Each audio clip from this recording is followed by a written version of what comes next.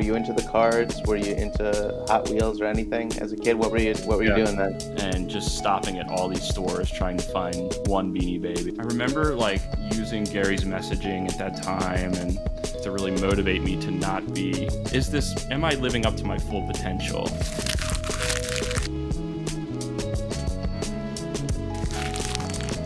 VeeFam, what's up? Mr. Messer, but you can call me Rob. I am back with another episode of the VeeFam Sessions. I am privileged to be here with the VeeFriends cards legend, the Godfather of VeeFriends cards, we'll call him, the founder of To The Moon cards, VeeFriends OG, and just all-around great dude, Jason Roberts, a.k.a. J-Rob. Jay, how are you, buddy? Rob, it's great to be here. I've been a long-time listener. I do a lot of road time for my job, and your podcast keeps me company, so it's cool to be here in person and doing it with you. I really appreciate that. That means a lot because, you are the epitome of who I am catering to on this. So that's super awesome to hear. Man, so much to dive into. And I know I say that all the time, but man, like just thinking about you and looking back at some of your stuff, man, like you've covered a lot of ground in a very short amount of time here. I'm really excited to chop it up with you and hear so much from the horse's mouth. But before we get into that, let's take a step back, all the way back. Could you just give us a quick 55-second clip notes on Jay prior to ever hearing the name VeeFriends or Gary Vee? Sure, yeah. So I'm born and raised outside of Baltimore. Only child. I went to college in Pennsylvania though, and went back to school in Maryland for my master's degree. My background is in communications and digital media. I'm married with 2 kids, still living now in Pennsylvania. Always had an interest in all things collectibles, tech, Gary, which we'll dive into, I'm sure. Just always been in those circles, and VeeFriends just brought it all together. Yeah. Very cool. So let's stick to young Jay for a second. Were you into collecting things as a kid? Were you into the cards? Were you into Hot Wheels or anything as a kid? What were you doing then? So I was a late 80s baby. And so I think my first collectibles itch, like I think I was probably 8 or 9, was the Beanie Babies fad. Okay. Right? Sure. Tag protectors, the whole deal. The tag protectors, the chase. Right. That was what got me hooked. Was like I can vividly remember driving around with my mom and just stopping at all these stores trying to find one Beanie Baby. And I had I was like the collector. Like I didn't want one to like snuggle in my bed. Right. I wanted one to like save, flip, sell. Like I had a book with all the values and it was a whole thing. I remember. I think that was like my entry into collectibles. And then from there it was like I did a little little Pokemon cards, not really. What else? Gosh, I was I was in my blood from a very young age to be a collector for sure. Which Beanie Baby? I mean, for me, I think it's the first time I ever kept something nice in a case, like on purpose.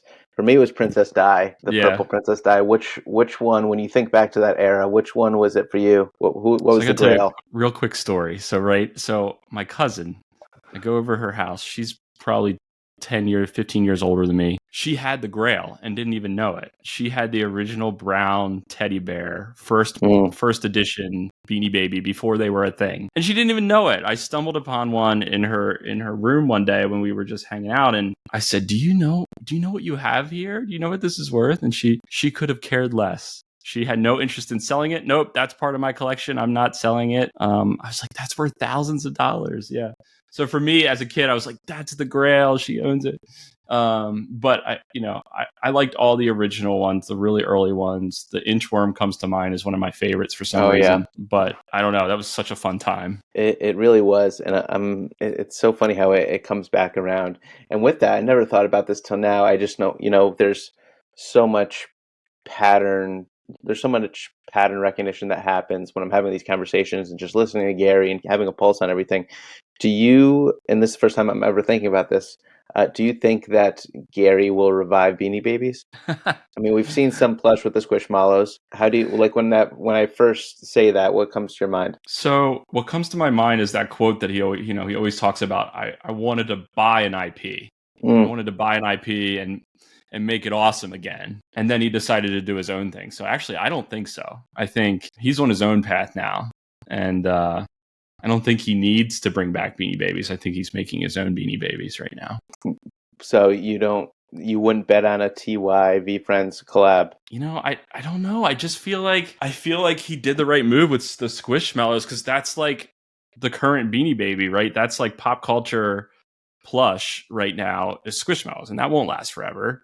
Like there's McDonald's toys that just came out, Squishmallows, and there's rare ones, right? And I love that. They're doing the whole thing. So I don't know. I could see that because there's some nostalgia vibes from Gary, right? And he loves those like 80s, 90s collectibles. So never say never, but I don't think he needs it for VeeFriends, though. No, definitely not. Interesting.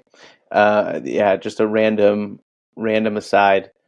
So with that, I think that's a good segue. When is the first time you remember hearing the name Gary Vee? So this goes way back. So I don't know if anyone will even remember this because it was just a blip on the radar, but I know for me, it was my first Gary Vee interaction was when the iPad first came out. Early iPad, like first gen iPad, there was a newspaper, a digital newspaper that came out, and every day a new issue was delivered to your iPad, and it was called The Daily, and you subscribed to it, and I loved it. It was like a little independent newspaper that, you know, it was just so wild to get that delivered to you digitally every day. It was like really one of those magical first iPad moments. Anyway, in there, Gary would do a segment kind of talking about tech and future predictions. And, you know, this is where he was calling Twitter early on. And like, it was just, he would do these 60-second videos in there that I was like, this is my kind of guy. Like, I want more of his content, right? And from there, I went outside the Daily and started finding his content elsewhere. But that was definitely my first intro to Gary. That's so interesting because I haven't heard of that. But where are we? We're like first iPad is like 08, 09? Yeah, I'm gonna look it up now because it's driving me nuts what year that was. For the content, I mean, we're past, you know, he's probably still doing Wine Library TV at that time. But that he's more than just a wine guy, it sounds like, if he's calling Twitter and stuff. But so Twitter was was 2011. 2011. Okay. Is when it launched. Okay. Yeah. Interesting. So that's when the Daily came out. I don't know. I think that was right around then. Yeah. So yeah. So you have a decade and change of having him in your life. And I think that was just the beginning for me. Like from there, that was a time. So that was 2011. Yeah, so like I started to kind of explore. I was early on in my career at that point. I'd just kind of gotten into the real world, let's say. And I remember like using Gary's messaging at that time and those things to really motivate me to not be satisfied with where I was at. Like I found it super motivating to be like, you've got your whole life ahead of you, that whole message, right? And it's like, I just landed a full-time job. And I was like, okay, I've got, you know, decent pay. I've got a 401k. I've got health insurance. Like, I'm good. Like, I can just sit here, do my thing and ride this out. But then I was like, you know, Gary's messaging was the one that was like, that really strived me to be like, is this my best self? Am I living up to my full potential? And over the course of a few years, you know, I started to just really embrace that concept. And then I thought I wanted to take a career change. I thought I was going down this path. I was working in higher education in tech. So I was working in IT for a college. And I'd always had a passion for teaching. To make a long story short, I ended up teaching adjunct at the college. I was probably early 20s, right? I was like mid 20s. I was barely older than the kids I was teaching. But I was teaching classes on new media, social media marketing, and I ended up using Gary's Jab, Jab, Jab, Right hook as my textbook for my class in social media. That's so cool. And like using that book and kind of like teaching some of his theories and like that was early, you know, social media strategy and like, sure. And it was so great for the kids. They loved getting a textbook assigned that was not your traditional, you know, college textbook. It was out of a bookstore. And I ended up using that for a few years to teach. And so you can imagine that impact that had on me. Like it allowed like that knowledge that I got from Gary, I was able to package that up, deliver a class in college. And so I was just so grateful for that, and huge impact. I bet like that. There's so much to that. First of all, that's such a cool story, and kudos to you for bringing such a unique perspective in that role. But to hear and experience other people's perspectives on how they perceive the messaging he's putting out must have been really cool. That's really fascinating. And also kudos to you for not issuing a textbook that's not $346. Yeah, true. Amazing. So really cool tidbit I didn't know. So other than that, did you have any entrepreneurial? I know you have your day job and you're in tech.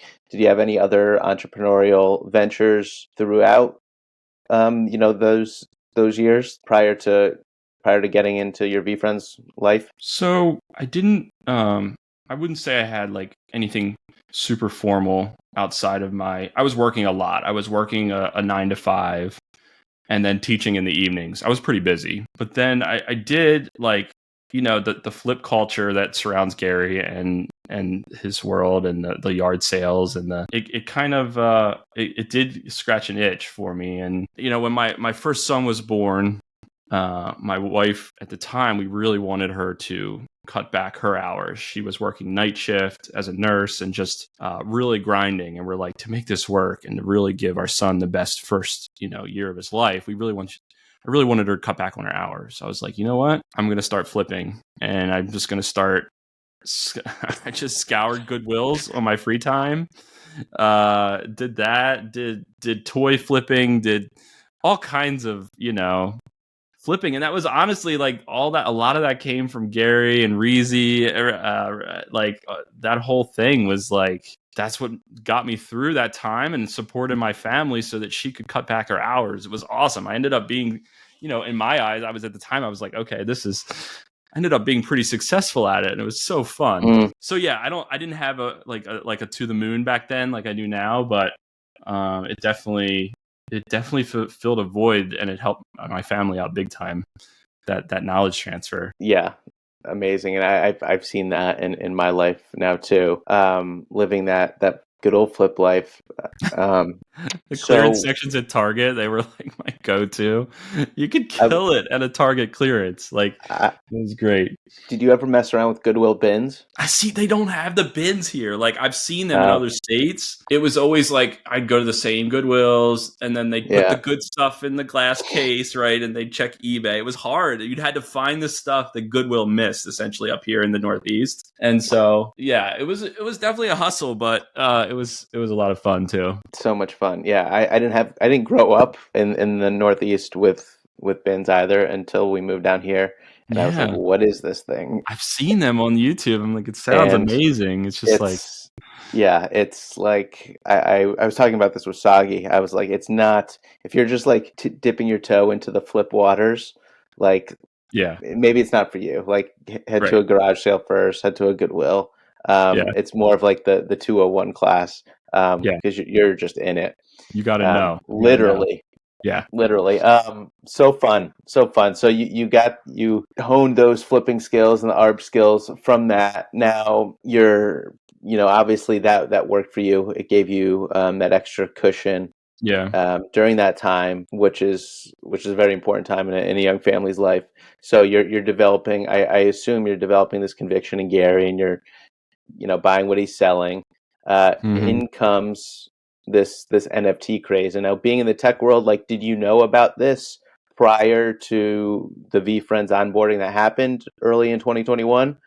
Is this on your radar? Yeah, I'd say crypto was on my radar. I'd say, I was my buddies and I built a Litecoin mining rig very early on. Nice. So we built this little supercomputer and kept it at my buddy's house, and we had a little electric meter on it, and we would split the electric bill. That was a few $100 a month, and we ended up doing pretty well with it because it was so early. And that was my first intro into crypto altogether. So fun. like everyone thought we were crazy, right? Everyone's like, "You're doing what?" And just people just blew us off, like Sure. funny internet money kind of stuff. And but that's what got me into it, and that's what helped me understand how it all works. And like, there's no how-to on that, right? There was not even YouTube how-tos on that at the time. It was just kind of like really early, and we did that for a while, and survived some dips, and ended up killing it at some point as Ethereum rose, and there was some clear winners in the space. But gosh, that was fun early times. Yeah. So what year are we talking about? Was it? Gosh, what year Were was you around that? for like the 17-18 run, or is this? Yeah, I think I Oh, you were was. doing okay. So you've been on the roller coaster for a while. Yeah, I wish I have it all somewhere. It was pre-heyday. It was people buying pizza with bitcoins, right? It was like those Sure, kind yeah. of days. Yeah. And So we you're mined Litecoin. It seemed like the easier, like it was a up and coming alternative. Looking back, I guess we should have mined some other things, but no one knew. It was like so. sure. But gosh, that was so fun. So you're well versed. By the time 2021 rolls around, you're not at the kids' table. Yeah, I mean, You, I've you done it a while, know, but I was not like a crypto millionaire. Like sure, it didn't right, pay off that way, especially split three ways. But it definitely helped me get a start. I definitely kept some of it, and I exchanged it for some other crypto. And so yeah, by the time NFTs came on the scene, I already had a wallet. I had some Ethereum. And so the NFTs was like the natural, next progression. And as you've heard my story, like for the first time being able to like invest in a Gary project, I was super stoked. Like it was a no-brainer. It was like, sign me up, So yeah, it was just a really natural progression. I was when he first announced VeeFriends, I was so pumped. I'm still pumped, but I was so pumped at the time. Yeah. Yeah. So we're May 2021. You're ready to go all in there. The 5/5 initial launch date got pushed. Mm-hmm. From my homework, I heard your official first mint was the Happy Hermit Crab, which you parlayed into something else. So why don't I'll let you take away, what happened in those first couple of days for you. It was madness, right? I mean, it was like wild. Like, and I remember Gary just saying there was no top character I mean, there was a few that kind of stood out, and the black cat and stuff, but we all just like Gary was in preaching, just like go with what you love, go with the character that resonates with you, and that darn hermit crab just stood out to me. Like, I don't know, something about that smile on his face. And I was just like, always loved hermit crabs, always begged my parents for one. They'd never get me one. And I was like, okay, I'm going to buy my own damn hermit crab. And so I did that. And then I was like, okay, the robot really spoke to me. So then I ended up like, I think I bought a robot on the secondary. And then I was like, okay, no, I need to go harder on this. I was like, at that point, things were at the floor. This was like probably a week or two after. I'm trying to remember. It's all kind of fuzzy, but a week or two after, I was like, I'm gonna sell some other crypto, some investments, and buy a gift goat and go all in. So I minted a gift goat at the floor at 5. I think it was 5 ETH. And gosh, it was a little scary. Like it was a little like, oh gosh, what did I just do? But at the same time, I was like, let's go. Like this is a cool moment. And so I still have. I don't think I still have the gift goat. I still have the robot. I ended up trading the hermit crab along the way, but still one of my favorite characters. That goat robot combo is like pretty lethal. That's Yeah. not too shabby. So quick aside here. Yeah. Being you seem like a happy goat. I know in that small umbrella of this community, there's a lot of different perspectives, a lot of people with definitely varying situations, Sure. varying entry points. I don't know, you are obviously, I'm not in a lot of those everyday conversations. I just hear them secondhand, third hand, but just someone from your perspective, in your seat, what is your take on the goats and the sentiment coming out of there? Where are we? Approaching 3 years. Well, this is a loaded one, and I appreciate you asking it, honestly. The gift goat crew and a lot of them have come and gone. But that original group of gift goat minters and early gift goats was and still is an incredible group of people. In fact, this might be time for another podcast at another day. But in fact, a bunch of us goats got together early on, and I was part of the leadership crew of this group. I think it was 30 some gift goat holders that built a DAO. We called it ETH dust. We put our ETH dust left over from our VeeFriends mints into a wallet and just started buying VeeFriends off the floor. And pure madness. We had no agreements. It was all just based on trust, right? If that tells you anything about the group, right? We were just like, let's build this community wallet. We'll figure it out later. It's still a wallet. It's still got a bunch of VeeFriends in it. And we've done okay. We've done well. But I tell you that because that's the kind of people that originally minted it, that had the same level of conviction and believed in the project, and a lot of them still do. I've always viewed the gift goat experience. I think a lot of people view it as a flip opportunity. They view it as a way to get a return on investment. I've never really viewed it that way. I was buying in for the experience. I don't view it as I'm getting something to sell, or I'm getting something to. For me, it was about things showing up at your door, community, meeting the other goats, surprises from Gary, surprise and delight. I'm a big fan of in the world of surprise and delight. And I was stoked to hear the artist part of it too. Like, I appreciate the art. Like, I've got a sloth painting on my wall to hear him be highlighted as one of the goats. Like, I've followed him for a decade as well. And like, that was huge for me. I'm like, this is everything that I've kind of signed up for. So now I understand the criticism. I get it. Like, there was some pumping there that was, built out of excitement and just probably a bit of a gold rush. And people got burned. Like, people invested far more than they either should have or they were sold on. And I get that. And I feel that.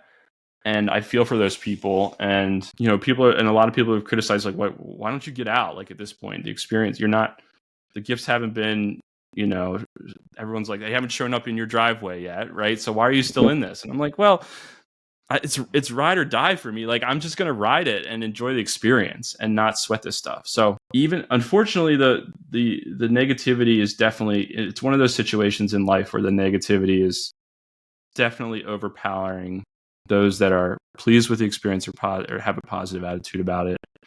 And that's why, like, even as a mod on the Discord, like, I don't spend a ton of time in the GiftGo channel, and I rarely ever post in there. It's just, it's hard to even be positive in a place like that right now.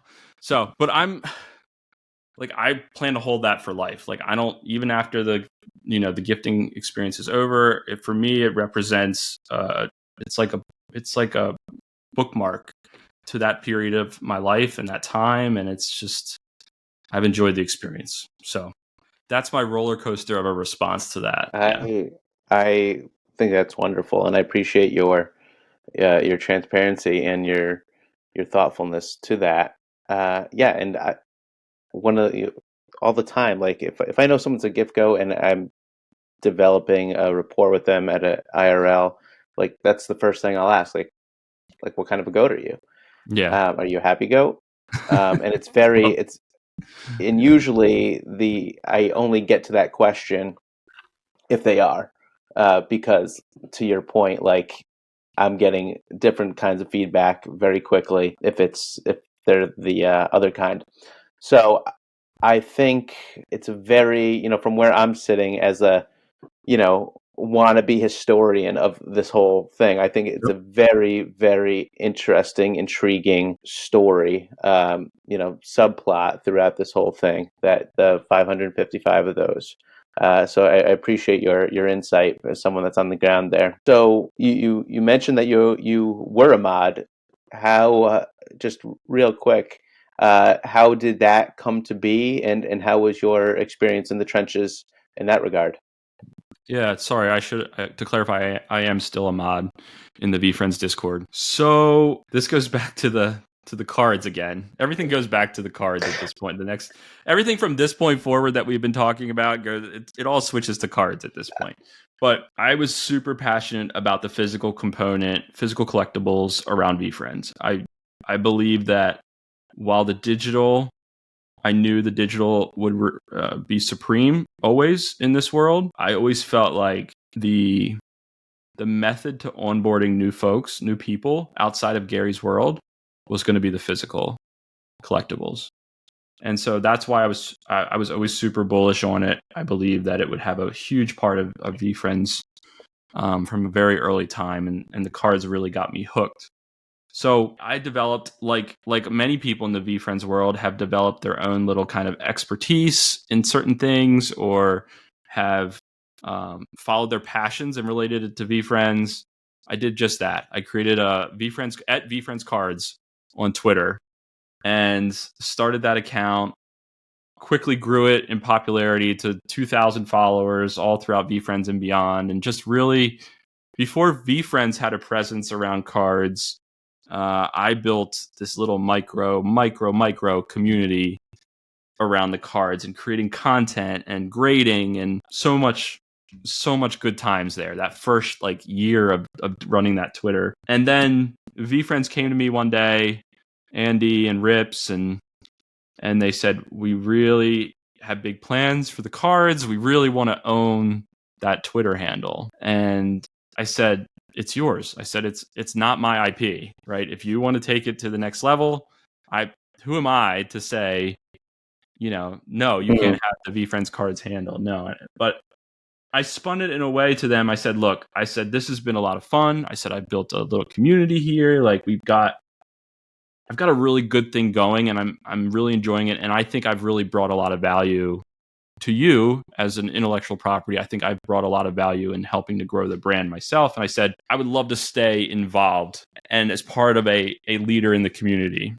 And we kind of talked about ways that I could do that. And it was really, I'll never forget Andy saying to me, like, yes, absolutely. But we don't want to bring you into a role or put you in a situation where you can't collect anymore, where you might have advanced knowledge, or you can't, it would be red tape for you to buy collectibles still and have inside knowledge. He's like, I don't want to take that away from you. And I just had so much respect for that. And so we kind of came up with this way of like, I'll be being a moderator in Discord, and specifically focusing on the cards and collectibles part of Discord and providing value there with advice and modding and making sure things are, people aren't being scammed, and really focusing on those channels in the Discord is where I landed. And Corso, Daniel, the team there is just amazing. I sometimes don't feel worthy coming in there because I didn't live through the early days of modding on Discord where it was absolutely bananas, right? And so, but I hope I bring my own small value to the team. But that's how that happened. That's my long way of telling you the story of how that happened. And on May 15th, this is May 15th, 2023, you tweet, I think Rips tweeted, special thanks to collector Jason Roberts for generously handing over the username to us. I think actually they're tweeting this from the VeeFriends Cards account. You can now find Jay as a moderator for VeeFriends Cards in Discord and as a vendor at VeeCon's Gary's Garage Sale. So there definitely sounded like some kind of a transactionary component to that. Kudos to you, and I mean that's just a testament to the kind of guy you are. But I think I elicited that jump in the timeline there. The creation of this. So did you just, when you had that epiphany, like you knew physicals were going to be the way? When they announced that Zero Cool Series 1, is that when you kind of jump started this and said, I'm taking this on? Yeah, I think the Zero Cool collab, I was like, gosh, to have the Series 1 be printed on high quality paper like that, like when you think of like early Disney collectibles or those huge IPs, and you think of those early physicals, right? To me, that's where my head went. It was like, this is the opportunity to own a true collectible from what I believe could be a massive brand someday. And I was like, so I went all in on that reverse Dutch auction from Zero Cool. That was a lot of fun. The 2-day Dutch auction. I got 10 boxes in that, which at the time I was like, oh my gosh, what did I just do? And then, I got the boxes and I held on to them for a week or two, and the prices just kept climbing, right? I think they sold, Insane. they sold, retail ended up being around $2,000 some dollars, I think. And then they started to hit like $15,000 to $20,000 a box. And at that point I said, I gotta let these go. Like that's a massive amount of Yeah. It's a few coin, goodwill trips right there. that's like, for me, like, and we talked about my flipping roots. I was like, well, this is the ultimate flip. Like this is a flipper's dream. Right. And I was like, it kind of pained me to sell them, but I ended up selling all of them, all 10 boxes. Mm-hmm. And just a little, I don't mean to cut you off. I just want to put a quick pin in for context. The Series 1 box breaks that are at an all-time high, for spots, I think, are roughly about $600 a spot, $6,000 boxes, and we're talking about $15,000 that they're going for. This is after the auction ended. So like they've been very hot right now, but I don't think a lot of people understand how hot they were in this sliver of time right after, people, you either got it, you were either on the list of people that got the boxes or you weren't, and the only way to get them was secondary. So fascinating. So you got 10, and you let go of how many? All 10. Yeah. All 10. And good for you. Like that was the right move. It was the right move. You were playing chess from day one. Yeah, and it was like painful to let them go, but I was like, because I in the back of my mind I was like, these could be, and they still could be, and I think they have the potential to be much higher than that someday. Still, I still believe that, but for me at the time it was, that's a lot of money, and like that's a lot of money to anyone, and so I did sell them all, and the prices dropped, right, and so I fast forward a few months later, I bought back in at a much lower price point.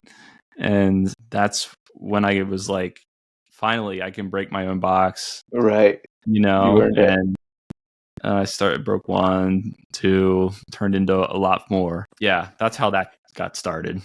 So, I mean, now you have, there's a real OG crew, you have Tommy, of course, Chelsea, you have your people that, like, you could talk about, like, back in March of 22, like, are you in a text chain with anyone saying like, I'm selling these for 15 grand?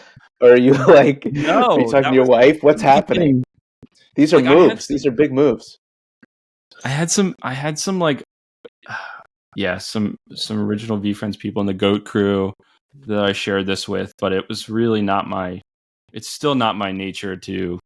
Right. You're very soft. I'm not gonna, I think my wife was the most excited person. Like, you did what? I could see that. Yeah, I think that was, that was mostly internal. Yeah, the cards were not. They didn't have a following. Because all the focus was on the NFT. Still, they were still rising and hot, and that's all anyone was talking about. And here's me in the background. Hey, cards, guys, look at these cards, right? And it was like, no one really cared. And let's be honest, they were out of reach for many people. It was basically card investors that were scooping them up, right? Sure. It wasn't a ton of people that were in it to break them or that wanted to grade them. It was really just people buying the boxes as an investment, and so they weren't really getting out there in full force even. So those early days were fun. Totally. And that auction and the announcements was in a small window of time where he was dropping huge announcement after huge announcement. Yeah. That's when we got that we're evolving reel, where we're seeing that these characters are going to be something else. We have the friends list. You have Series 2. Like, there was so much happening, and these definitely got lost. Even though he said, he was definitely pumping them, saying how special they were going to be, and he was right. And we'll we'll see how right as the years go on. But just to tie a bow on those couple of flips, I was listening to a little bit of you on Ron's Roundtable podcast, and you had a great quote. It was irresponsible not to sell at those prices. Yes. There comes a point where you look at yourself and you're like, okay, I got to do this. I got to do what's best for me and my family and take the gains. And that's, I think a good investor does that. Mm-hmm. And so, yes. Yeah. So that was all in March through May 22. On June 22nd, 2022, you tweeted, "Super pumped to document my VeeFriends card collecting journey here. Looking forward to creating even more friendships along the way." On December 6th, so less than 6 months later, you tweeted out 235 out of 235.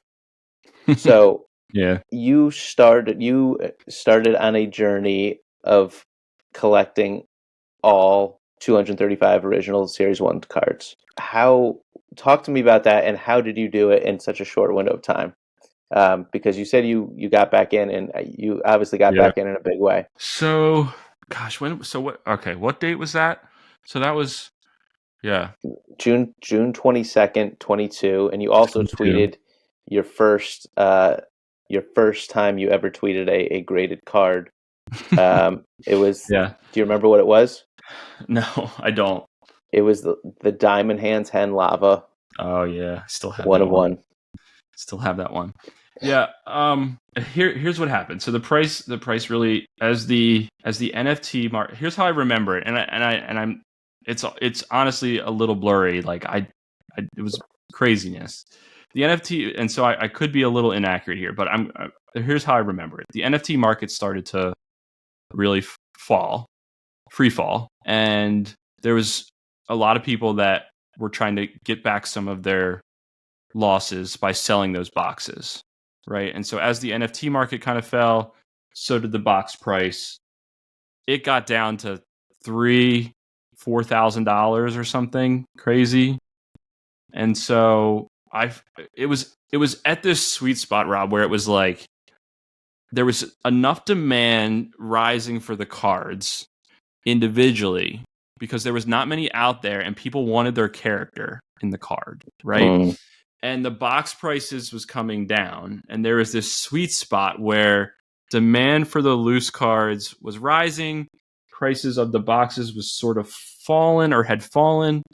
And so what I was doing was finding boxes, just scouring StockX and eBay and all the places, getting boxes, taking the characters that I didn't have and selling the rest, or at least selling the one-of-ones to recoup usually a third, if not more, of the box. Right? And so I could rinse and repeat, use those profits, buy another box. So I would maybe get 8 cards and only pay, sometimes $1,000 or less for the 8 cards, right? I was able to do this at a very low cost by churning the boxes and the cards. And then there was a few that were just like, you reach that point where I reached like, I don't know, 200 characters or 175. And it's like, okay, at this point, if I buy new boxes, I'm probably going to get all repeats, right? So at that point, it was just like, this is why I love that journey so much, was I got to meet so many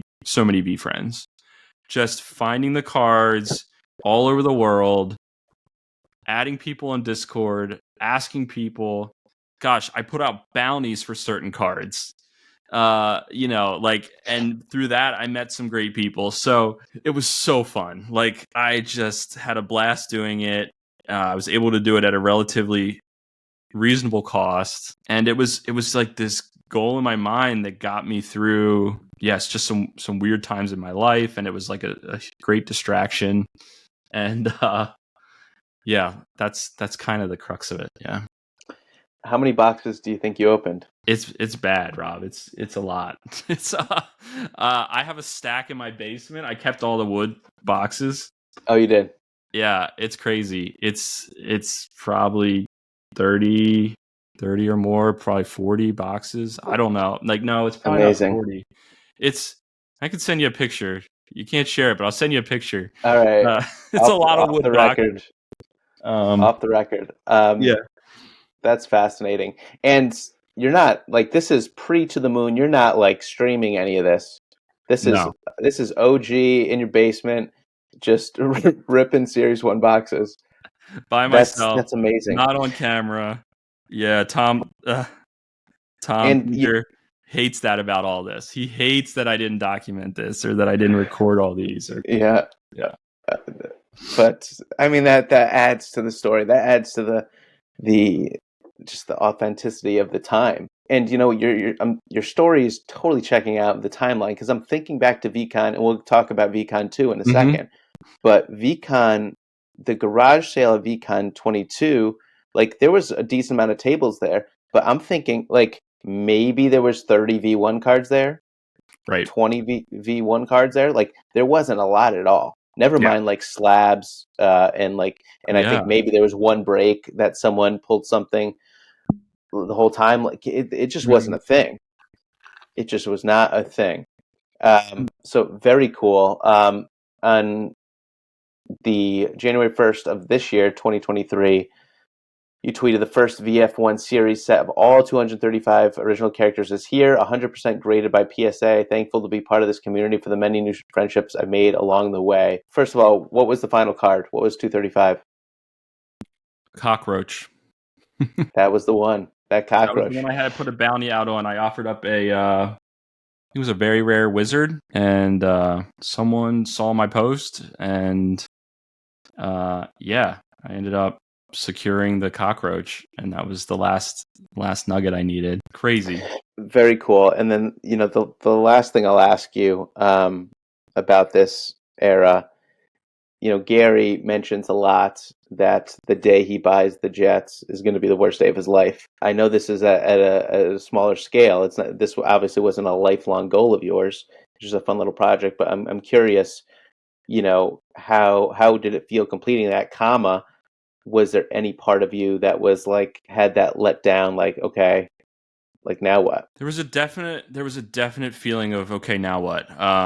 Not gonna lie to you there. It was very much like, I think that's just life though. Like you set big goals for yourself, and I've done this in many areas of myself in my life, and it's always paid off though. Like I've always taken risks and tried to achieve big things, and in the scale of my life, this is a tiny thing, but I just it kind of like I was like, okay, it was a weird moment. It was like, and this was also, you'll have to check the math here too, right? It's all, but Series 2 was starting to be announced, and I had a little bit of feeling like, oh gosh, this has a game component.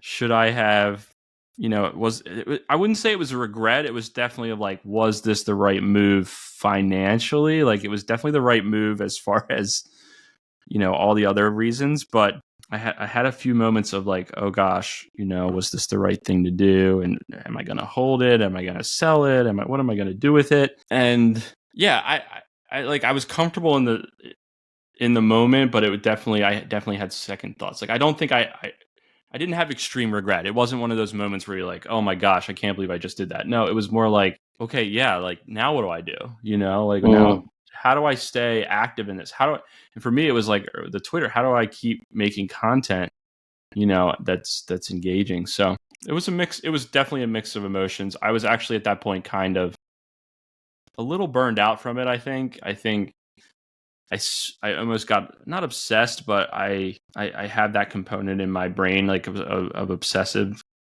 And so I think I got a little bit maybe too deep in it, and I did honestly need a break from it, and I'm willing to admit that now. Yeah. So that was January. In comes, we have Series 2 was released. Everyone got their box, and there was that.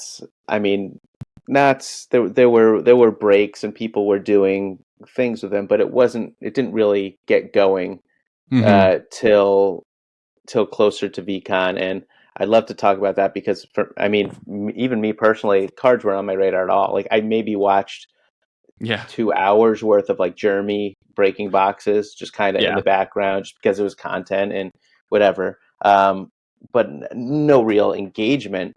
But VeeCon 23 was the first time. There were two specific moments that I felt it. One, of course, card night. Like, if you were there, it was just a special time. Like, there was just an energy in the air with people breaking and people trading and pulling, and the team was there. Like, now I know the card OGs were there. Like, it was a special time.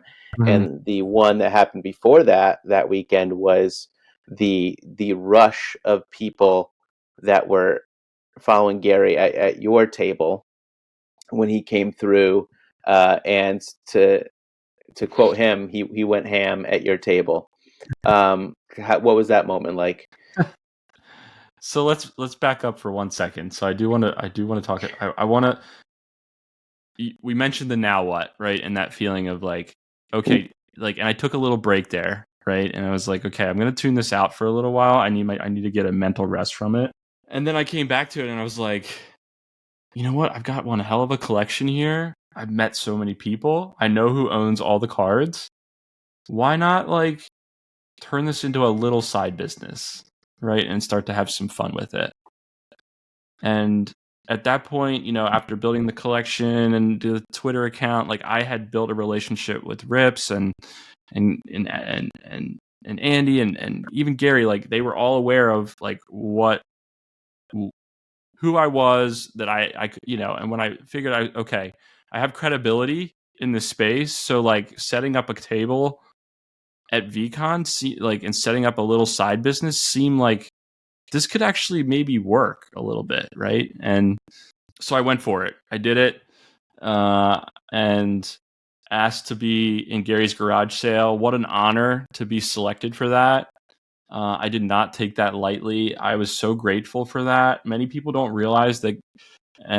I think I can say this, but Gary, they don't charge you for that space inside VeeCon. That's And I'm so unbelievable. grateful for that. Like that was so much value given back to different community members and other people in the collector space. And I just, what an opportunity. Just showing up there, that we got there a day or two early, and seeing how they went from VeeCon 1, VeeCon 2, and seeing how they invested in that space, that Gary's garage sale with the stands that look like little garages and the branding on the front, like to see our name up there. I was just like, I was overwhelmed. Like I was so grateful, and I was like, I can't believe this journey has led here. And it was honestly the craziest few days that I had all year. Like that booth was so intense. I met so many people. So many people are like, it's like you go from Discord to in real life. It's overwhelming to meet these people in person that you've been conversing with. And they come up to you, you sold me this card. You sold me this card. Thank you. Like, and, of course, Gary coming around and buying some cards like that was huge. He didn't have to do that. He did it on his own time. He like to just pick some cards and use his personal, credit card was just, I was so grateful. And I'm glad that moment was documented. And like, that wasn't that long ago. Like we're sitting here talking about it like it was a long time ago. It wasn't that long ago. 6 months ago. Yeah. Right. And so it's still very fresh in my mind. And it's still something that like, that definitely validated and reassured me that like, hey, this can be a thing and you can be successful at it. And you can be a leader in this community, and let's go to the next thing here, and let's keep going. And so if it wasn't for that VeeCon moment, I don't know if I would have kept going as far as I am today. So yeah, thanks to VeeFriends and team for that. Did you have To the Moon signage at that point? Like, did you have the name and everything? Yeah, I had my VeeCon sign. I asked Rips if I could rip it off the booth. Yeah, it was To the Moon. Was on the booth. I had a logo. I had a banner in the back of it. That's about all I had. I had a logo, some cards, and a bunch of inventory. I had my inventory. I had consigned inventory. I had my buddy Lee. Shout out to Lee, who helped me out tremendously at VeeCon. And Tom and I didn't really even know each other that well at that point. He helped out at the booth, and he hung around the booth like a groupie for VeeCon. But I didn't know him as well as I do now. Yeah. You know what's funny, and I guess we'll talk about Tom. But what's funny, I didn't have a place to stay, so I was kind of scrambling at the end in the Discord, Mm-hmm. like, and I ended up staying with Lee, and I didn't know Lee, but That's like I crazy. I said didn't even before, know that. cards weren't on my radar. Like I Yeah. had I knew I have a pulse on what's happening, but cards just weren't a thing. Like my Yeah. goal for VeeCon as far as cards was to get a practical peacock for my son because he loves it from Right. Macy's. Just to bring a souvenir Like that home. was my goal. That was Yeah. like that. Honestly, that was it. But Lee's there. We're hanging out at the Airbnb. Like he's showing me all of his rares, and he's like telling me like, yeah, these are rares. Like I'm building it up, and so I'm just like starting by osmosis, learning a little bit, and like really piquing my interest. And he's like, yeah, we're getting all the card guys together at the house.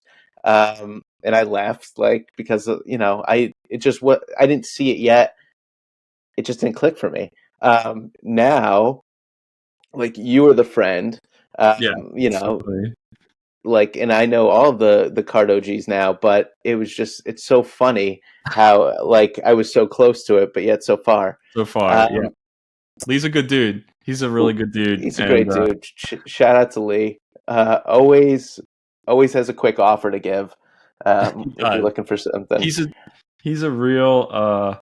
He works so hard in his and he worked so hard that weekend for To the Moon, and we had a lot of prep for that, and he was so valuable. So yeah, shout out to Lee. So there's some moments there. Card night was big for a lot of reasons. There's a lot of documented moments there. Shiv bought a whole bunch of VF2 boxes that were all broken. Like people are signing, the team's there. It was just really cool. Just one of those moments. We get back home and there's all these streams starting to pop up, and Gary also declared a cardboard summer. And I think on May 28th is when you tweeted that moment when Gary Vee says it's going to be a cardboard summer. So we have the Tom stream starting to pop up. We have the Josh stream starting to pop up. We have Gary interacting with us on Twitch. It's all, and that's not to make it about me, but that's when I clicked in too, and I was like, all right, I'm not missing any of this. Yeah. It was just a moment, and for context for how long ago it was, but not that long ago. You guys are doing 380 a spot for, I think it was Polish, who sold his box at 380 a spot. I think tonight's on the stream is somewhere in the ballpark of 700. So it's crazy. We have come a long way. So To the Moon picks up with stream. So let's narrow in on, you said you started to get to know Tom a little bit better. I'd love to know the evolution of you and Tom partnering up to get serious about these streams. Yeah. It's also like it's a little hazy, so like it's all kind of a blur. It happened so fast. But Tom and I had done some card deals together. They were like quick, hey, let's trade these cards. Done. And then I think how it happened is one day I noticed his address. I've realized he lived 45 minutes away from me. And I think that sparked a conversation around, common interests. We have children around the same ages. And it was one of those moments where you meet someone in life and you're like, I've known this guy for 20 years, but I've only known him for a month, right? And that happens sometimes in life. And like I instantly cared about Tom and valued Tom, and just we from there it was like, some more trades, and his stream, I would pop on his stream. He would want me to like either join in on a V1 box or provide commentary on this or that, or I never pictured myself as a Twitch streamer or as a not my goal. My goal was to build a little side business that had cards and serve the community and created some content on the side. But Tom and I started to see that, like, for the I knew for the business, for me to actually turn this into something, I had to have an audience. I had to go where the card world, where the collectibles world was going, which was Whatnot at the time, and just seeing that people wanted that content, right? And I saw that there was a demand for that. I saw Tom was crushing it, filling that void where all of us were spread around the world, but we wanted card content. We wanted to share in the joy of breaking. And I was like, Tom's personality and charisma on camera is not, it's the opposite of me. It's not who I am. I don't have that. I don't have that thing that he has. And I'm okay with admitting that. Like, I'm okay with being the co-host. And that's what I told him early on. I was like, this is your show. I don't want to be the hosts, you know? And so I think me staying in my lane early on and like respecting what he was doing to the fullest, but then also kind of showing him what I brought to the table with my tech background, you know, around building a website and making the cameras better, and how can we market this, and how can we, you know, and building a point of sale platform for him, and saying like, hey, I've got this audience, I've got this world of loyal customers that come to me. You've got this loyal base, you know, we should really consider partnering up. And it was literally like a text conversation. Like, we were literally like, you know, like, we talked a little bit. Tom can talk to anyone for hours, and we talked for a while. And, you know, it was like, we both agree that, hey, if we're going to make this a partnership, it's not going to be 60-40. It's not going to be, you know, we're going to make it 50-50. And I remember texting him like, you know, for it to be a real partnership, we both got to be, you know, half in. And he was giving up. He had built a lot. I mean, he put a lot of work into that stream, his followers, and I was giving up a lot too. Like, I had built the To the Moon brand, the stand at VeeCon, the reputation. And it was like, that's what was so great about it. I was like, we both brought a lot to the table. And I just knew it. I knew if we got together, we would take things to the next level. And so we did it, and we signed the pay. We finally made it an LLC, and he's a small business owner, right? So he brought a lot of value there and helping to get that going. And I won't bore you with the details, but it's been one hell of a partnership in the few months that we've worked together. Yeah. It's fascinating. I love the origin story. I love, you know, you've been very outward about this in your what you're putting out there in your content, but like, it's the relationships, the community that's being built, but the fact that, you know, you can go a little bit deeper, not poo-pooing friendships, but to build like businesses and business relationships with people with VeeFriends, I think is very, very interesting, and something that Gary's mentioned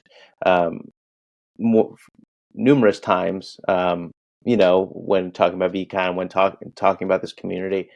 So it's really cool that you guys have done it right in front of our faces here. And I know it seems like, again, like we're talking about years ago, but I know it's recent. But, you know, when you when you're in our homes, or in our, you know, depending on where you consume the streams, like in our beds, you know, 3 times a week, like it becomes family. And you guys have done a fantastic job of cultivating this community, and you know, having people, you know, cheer you on and follow you from platform to platform. Like, it's been a job very well done. And, you know, you were all at the forefront of that cardboard summer and those waves, and just great content, amazing moments. So yeah, like, it's been really fun to have a front row seat, because, you know, right when after VeeCon those streams happened, I was in, you know, I was considering myself a card member, community member, from that moment on. Yeah, that's awesome. I appreciate those kind words, Rob. That means a lot coming from you. And yeah, I think we're just getting started. And you know, I think our goals right now are to keep growing and bring others into VeeFriends, but also to start creating content around other intellectual properties, to just build a platform of just great content, not just VeeFriends content. Yeah, we're well on our way. So there's a couple moments. Well, one is selfish. It was very, very cool. Very special moment. Chelsea, well, on behalf of the Messers, bought into our first S1 box break. Yeah. At Comic-Con. Really cool. Like we weren't there, but we were streaming along, and it seemed like just one of those really special. We were talking about Card Night of VeeCon, but really special event where so many of the card community was under one roof, doing what they love to do best: competing, playing, compete, and collect, and opening not one, not two, but three Series 1 boxes. And it was just the perfect setting to be part of a box break.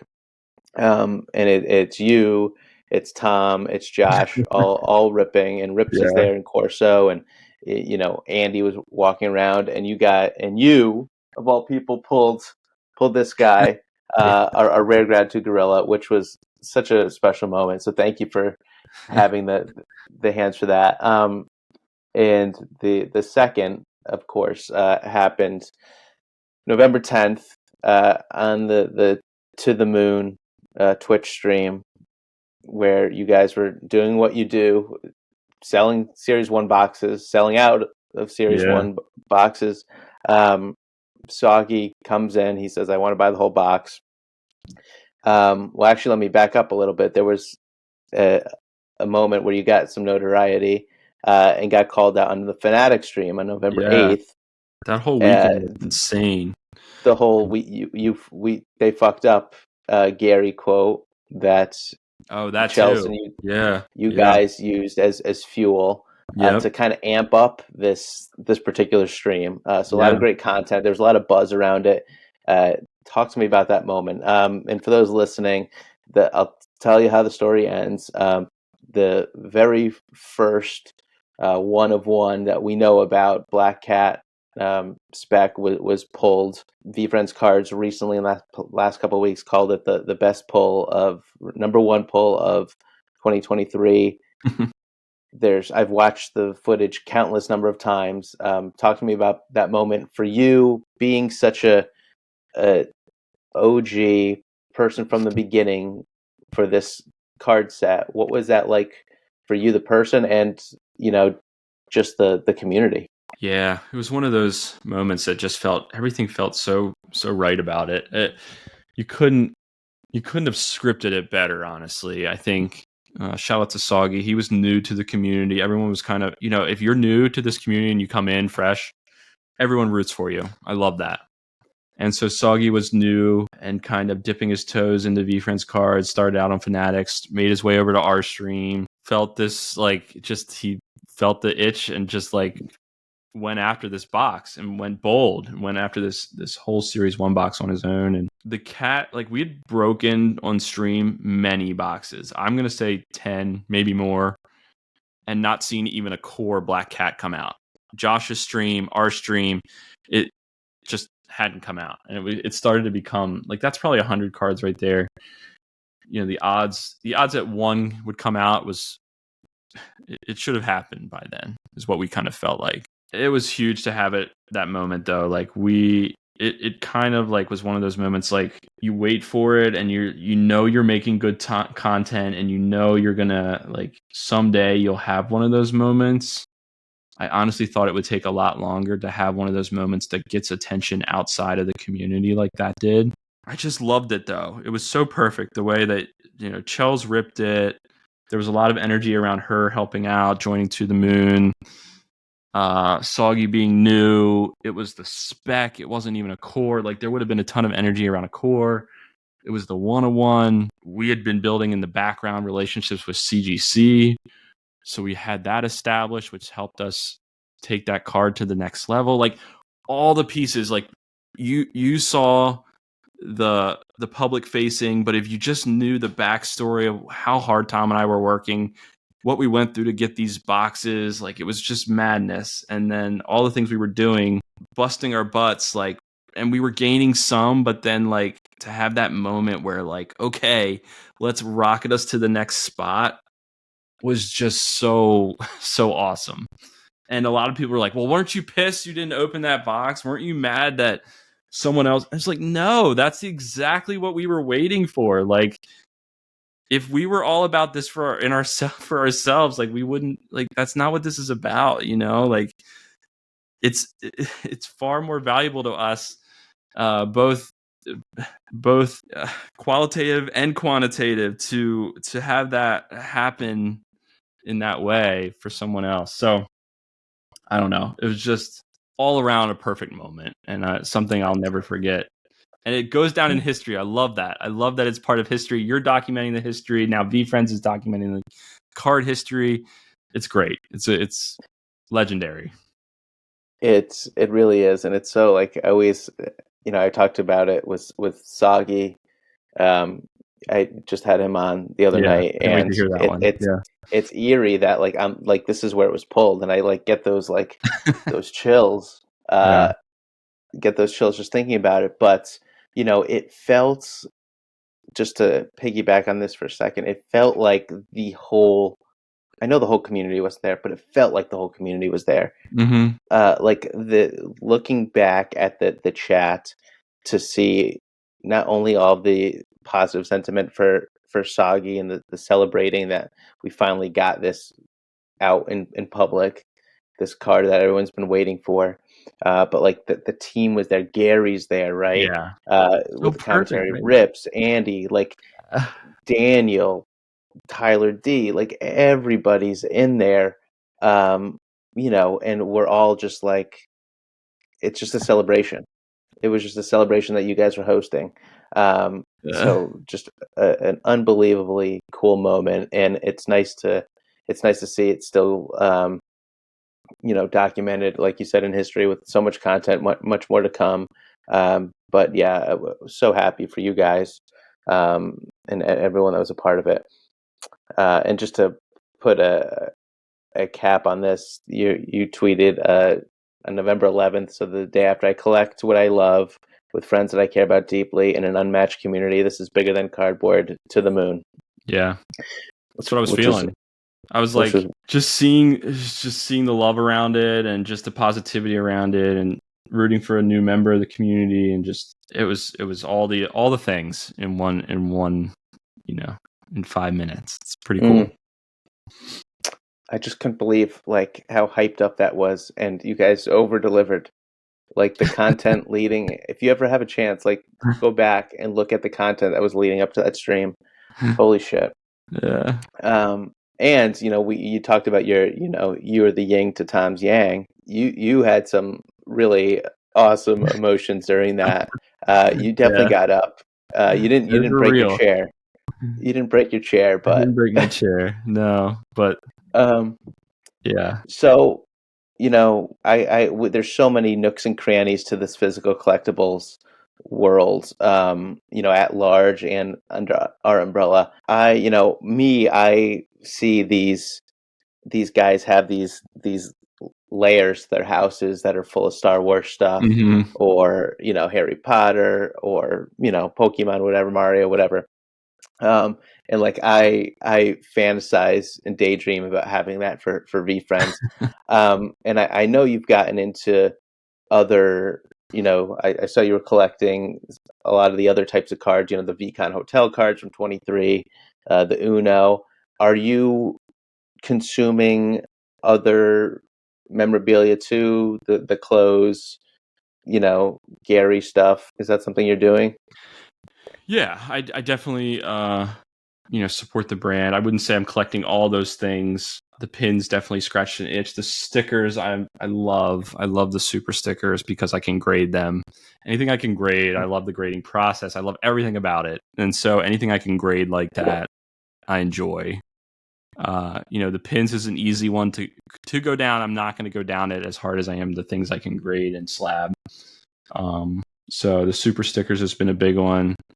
I wear my VeeFriends apparel with pride. My kids know the brand from that. The minis have been fun. We've started doing the minis. Yeah, I'm all in. Like, and I can't wait for what's next. I hope that To the Moon can be, one of the premier VeeFriends vendors. I would like to see us be the place people go to for their VeeFriends collectibles, because I think right now VeeFriends is still selling it in-house, but I think that the day will come where they'll need other vendors to sell, and I hope that we are that brand that people think of as a trusted source for that. So I'm excited for what's to come too. I'm very bullish on all things physical collectibles, VeeFriends. Yeah. I know you're a big fan and supporter of Courtyard, and I know that's where most of your graded cards go. Is there a world in which that we can send other things like this hoodie? If this was a signed hoodie, would Courtyard accept it, and will I have an NFT of it? I think the sky's the limit there, Rob. I think I'm super bullish on the world of physical collectibles on chain. I think that Courtyard is setting the bar and doing a great job of it, but I think we're just getting started in that world. And I would love to have To the Moon be. I was trying to explain this to Tom, as we were future thinking, like I would love for To the Moon to be the voice of that world, to be the space people go for trusted commentary, content, breaks on chain like that. I'm very, very excited about that. And I think that's where things are headed. So yes, they've already done shoes on Courtyard. They've done pack breaks on Courtyard. There's, I think Courtyard, from my conversations with them, and I'm close with them and I talk to them on a regular basis, their co-owner is an amazing guy that we chat with on the regular. I think their problem right now is scale. Like I think the demand has really shot up in the last few months over the Pokemon cards on Courtyard, and the influx of new users and demand for what their existing product is probably, as a startup, it's hard for them to scale to new products, but it won't matter. It won't always be Courtyard. There'll be other major e-commerce brands hopping in on this bandwagon, I have no doubt, over the next 5-10 years. And you're going to see all kinds of physical collectibles on chain. Like when I sell a card, I woke up this morning and had sold 2 VeeFriends cards on Courtyard, and I didn't have to ship a thing. I didn't have to worry about the cards getting lost. The new owner didn't have to worry about that. They know they got something authentic. I get royalties on that like forever. And I mean, the whole setup of it is just what the blockchain was meant for. I think it's the possibilities there are endless. And I have been telling Tom that I want To the Moon to be early to that, and stay tuned. We have some big things in the works there. Let's go. I'm a big fan of To the Moon. If you didn't already know. So I'm excited. Yeah. I'm excited. You're a very smart guy, Jay. A couple quick questions before we head to our last segment. Sure. Why the Fearless Fairy? Great question. So for those of you that don't know me, the Fearless Fairy is my go-to VeeFriends character. It's one of the new characters in Series 2. There's my fairy up there, my little 3D fairy. So I believe that fearlessness is the ultimate superpower. I've struggled with fear in my life. Whether that be something like imposter syndrome, whether that be I have been diagnosed with OCD, and people think of OCD as like repetitive actions, physical actions, but there's actually a whole world of OCD that a lot of people aren't aware of, which is like intrusive thinking, intrusive thoughts around fear and things like that. And that's, what I've been dealt with as a child even, and have since gotten a lot of help with that, and I'm in a much better place with that. But that shaped me. That's who fear helped mold me. And while it's something that like sucked and was a hard part of life, it's part of who I am. And so I resonate with fear. It's a deep part of my life. And I believe that crushing that fear, overcoming fear, not letting fear hold you back is the key to so many things, and so important, and something that more people struggle with than they realize. And so while I think the fairy's awesome, I think fearlessness is even better. And so I'll continue to rock that character forever. Let's go. That's amazing. That is truly amazing. I love that. And the not something I thought about. I love selfishly asking people those kind of questions because it just gives me such a new perspective on not necessarily the character, but to exactly what you just said, the trait itself. Yeah. Uh, so good. What character do you need to spend more time with right now? Oh man. Great question. I think I love the ambitious angel. I think that I have a lot of ambitions, and sometimes to a fault. I think this podcast is a perfect example. Like, I sitting here talking to you, I feel like I'm telling you the history of To the Moon over like the past 5 years, when it's really been like the last year less, right? And so I think my ambitions, sometimes I get caught up in like, what's next? Let's go. What's like, how are we going to keep growing? But I don't. I let those ambitions get in the way. So I think I need to tone down sometimes those lofty goals. And I think Tom sometimes brings me back to earth with some of this stuff. He's like, "Look, we're building. Like, just relax, you know." And so I don't want ambitions to be something that cause harm. And I think that can happen. So I'm going to say the ambitious angel for now. But there's so many. I could keep going down the list, but yeah. Oh yeah, it's definitely a fluid type of Yeah. deal. Yeah. So good, and I really appreciate your thoughtfulness. And I feel like I feel like we've never really like chatted. I feel like I know you to an extent just through osmosis, through Chels, and just Yeah, sure. being consuming you on a stream. But this has been great to chop it up, and I've been trying to do this at the top of the show, and I forgot because I was so excited to have you on. But I do want to throw some gratitude your way, and I just again appreciate everything. Obviously your generosity.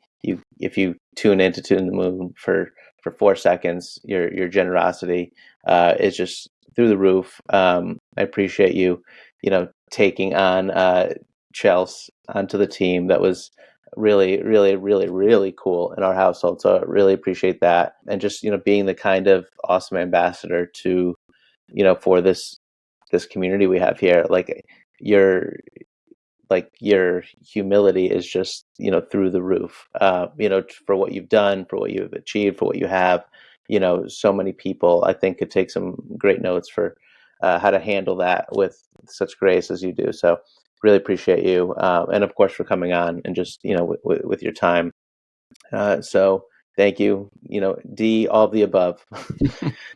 Yeah, Rob, it's a shame that we haven't gotten to know each other sooner. I think I was a little like, believe it or not, I'm kind of an introvert. So early on in VeeFriends days, like, it was really hard for me to like make those real life connections. I wasn't always as willing to go up to people. I didn't know quite what to say or what to approach strangers with. And so I regret not knowing you sooner, and you and Chels. I appreciate those kind words. I appreciate, I know it's a lot. Chels gives a lot back to the Moon, and I know it takes time away from you and the family. And I appreciate her hard work. She's only been helping us out for a few months, but she is so motivated and so talented. And so we're really happy to have her. And thanks for making that possible as well. I know you often will watch the kids or are helping out on stream, and don't think that goes unnoticed. So thank you. Of course. I appreciate that. Yeah, I mean, the narrative, my on-screen, for the time being at least, my on-screen persona is going to be trying to work my way into the To the Moon family. So I think people enjoyed that, at least for my Yeah. test for the pilot Oh, for episode. So we'll see. sure. We'll see. They love to see your mug pop on there. Heck yeah. I love playing the role. I love playing the part. Streaming slash selling Rob. All right. So for the last quick segment, Yeah. micro macro Spitfire. Let's You go. could shoot a really quick answer, Okay. or dig in. Here we go. This is micro macro with IJ Rob. If someone's getting into VeeFriends for the first time, who do they need to follow right now? Oh man. Jeremy, of course. VeeFriends at VeeFriends Cards. Got to learn about the card culture. Gosh, there's so many. To the Moon. Yeah, to the moon. So, shameless self plug. Hop on stream. Like when someone new pops on, you are just wrapped around with hugs. So come on stream. We'll take care of you. Pop in the chat. That's where you need to be. Favorite teacher you had growing up, and one reason why? Oh man, I'm gonna go later on. I know this. You're probably looking for like young grade school teacher, but I had this person in my life that just believed in me in college. His name's Lowell Briggs. Just saw something in me that I didn't even see in myself, and just really, really believed in me, not just in college but after. A huge mentor to me. So grateful for the time that he put into me. Forever grateful. Yeah, teachers are amazing people. I know that you teach, and thank you to all the teachers out there. Yeah. A secret talent that you have that most people don't know about? Oh man, secret talent. I can fix basically any piece of electronics that you own. So if you break something electronic, I can usually fix it, whether it be broken glass, soldering a motherboard, you name it. I'm very good in that area, and I don't talk about it a lot, but yeah. Clip it. Clip it. Favorite movie? Oh, favorite movie. I'm gonna say Toy Story. Oh, let's go. Now we're talking. Your favorite piece of VeeFriends non-card physical memorabilia? I've got this sign up here. I told you about it. Shelf there, taking it down. But it's my sign from VeeCon. VeeCon. So it says "To the Moon" cards and collectibles. On the front of Gary's garage at each booth, they had this little, plastered sign, and it was when I walked up to the booth and saw that, I was like, and then at the very end, we were tearing down. Literally, everyone had left VeeCon. Rips is walking around. I say, Rips, and I point to the sign, and he goes, yeah. And I said, okay, and that was it. So I was like, okay, I didn't want to take it without asking, but for me, that's a one of one. I'll always have that sign. Yeah. That's a good excuse, because I was a little disappointed you didn't say fuck glasses. That's not me. Yeah. What VeeFriends needs to be voted into the White House right now in 2024? Oh man. I'm gonna go Patient Panda. It's the obvious choice. Favorite concert you've ever been to? So been to a lot of. I'm a big Counting Crows fan. Have been forever. Seen many of their shows. Jones Beach, early 2000s Counting Crows show. Nice. I've been to two. One was absolutely fantastic, Through the Moon, like so good, and the other he was just out of his mind drunk, and it was the worst. That's not good. Wine, beer, or coffee? Sour beer, red wine, coffee and cream. So it depends on the mood. Depends on the yeah. The Time Machine Tiny Ogre can be eventually traded in for what? Oh my gosh, I love this one. I'm gonna say, I know this isn't the answer, but I want it to be the answer. I'm gonna say Series 1 sketches of the new Series 2 new characters. That's a theory. Like I would go wild for a Series 1 fairy. You'd have to hold me back. You'd have to hold my wallet back. Yeah. You're coming. Yeah. You're coming for it. The Paper Hands pony or the koala? I don't need to see keynotes in person, so I'm Paper Hands. I can consume Gary content virtually just fine. Would you rather have a 2-hour group dinner experience with Gary, you and 9 other people, or a 15-minute one-on-one? 15-minute one-on-one. Yeah, I had that opportunity recently. I'm so grateful for it. And to that point, you may not have a quick answer for this, but if you could ask Gary one question right now and he had to answer honestly, what would it be? I think I'd want to know, and I sort of talked to him about this, but I'd want to know his thoughts on where physical collectibles are going in the next 10 years. I think Gary is not he has notoriety and respect in the physical collectibles world, in the trading card world especially, but I don't think he gets enough attention, and his opinion should be valued more in that world because he sees those things, and I would want to know where his head's at there. I feel like he might say something to the tone of "to the moon," I don't know because about that, but he is. But a great question nonetheless. Jay, so grateful again. Thank you so much for coming on. If you are one of the few people that is not following Jay on Twitter, please do. To the Moon Cards on Twitch, on TikTok, and all of the places. We'll link it up. But Jay, this is great. I hope this is the first and definitely not the last appearance, because you are a big part of this history, my friend, and this community. And wish you nothing but the best. We'll talk soon. Thanks, Rob. I appreciate you so much. Take care.